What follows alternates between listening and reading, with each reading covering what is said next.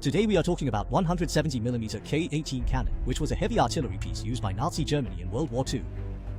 In 1939, the German army began fielding the Messrs K18 type 210mm heavy howitzer. This powerful artillery piece had one fatal flaw: insufficient range.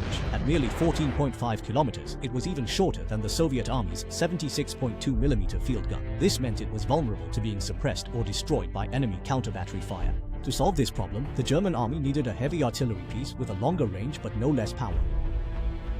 In 1941, the Krupp company developed the K18 170mm cannon. It used a 170mm caliber barrel tested during World War I and mounted it on the gun carriage of the Messrs K18 type 210mm heavy howitzer. This created the best artillery piece of World War II. Its barrel was 8 meters long, with a muzzle velocity of 925 meters per second and a maximum range of 29.6 kilometers. At the technical level of that time, this was an impressive feat. The power of this artillery piece should not be underestimated either. It fired 68-kilogram high explosive shells containing 7.35 kilograms of explosives, sufficient to deliver a devastating blow against opposing positions and facilities. Moreover, this artillery piece featured a specialized 71-kilogram armor-piercing round capable of penetrating 255mm of homogeneous steel armor set at a 30-degree angle from a distance of 1,000 meters. No tank in World War II could withstand such formidable penetration power. The artillery piece had a total weight of 17.52 tons and a traveling weight of 23.3 tons, with an overall length of 8.53 meters. It used the K18's two-wheel, non-open box-type carriage, allowing for direct deployment with an 8-degree traverse to each side, or it could be mounted on a special support plate for 360-degree firing. The carriage had retractable footboard structures on both sides, which could be lowered for the loader's convenience. Its theoretical rate of fire was 2 rounds per minute, with a theoretical lifespan of 1,500 rounds, but an actual lifespan of about 800 rounds. It had 4 firing modes: minimum charge, independent strong charge, normal, and strong charge, with ranges of 18.3, 22.7, 28, and 29.5 kilometers respectively.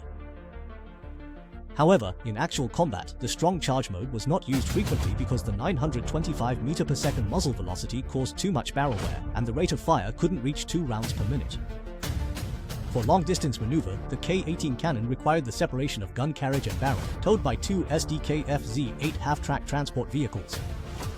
The K18 went into mass production in 1941, and by 1945, 338 units had been manufactured. Each artillery piece cost 117,000 Reichsmarks, which was comparable to the cost of a Panther tank. However, because each cannon required a gun carriage transport vehicle and a barrel transport vehicle, the total cost for one artillery piece far exceeded 200,000 Reichsmarks, making it a very expensive weapon. This artillery was primarily assigned to mixed motorized artillery battalions in corps-level units or higher. Each battalion had 3 K18 companies with 3 guns per company, totaling 9 artillery pieces. This artillery piece first appeared in late 1941 in the North African theatre. Unfortunately, they were sunk by the British Army during transport. Later, another K18 artillery company was added, but much heavy equipment was discarded during the retreat to Tunisia, with only 2 K18 cannons being salvaged.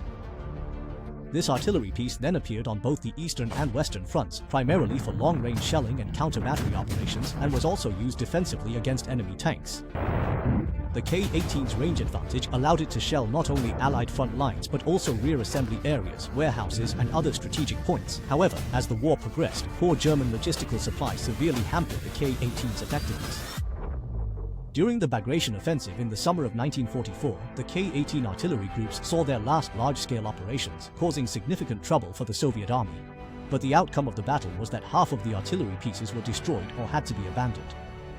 During the war, the performance of this artillery piece earned Allied recognition. The Allies captured a number of K18s during the Normandy campaign, and some were even used as standard-issue equipment by the US military. Overall, the K18 was arguably one of the most advanced heavy artillery pieces in the world at the time. Its excellent ballistic performance, outstanding power, and superior range advantage showcased the pinnacle of German artillery technology.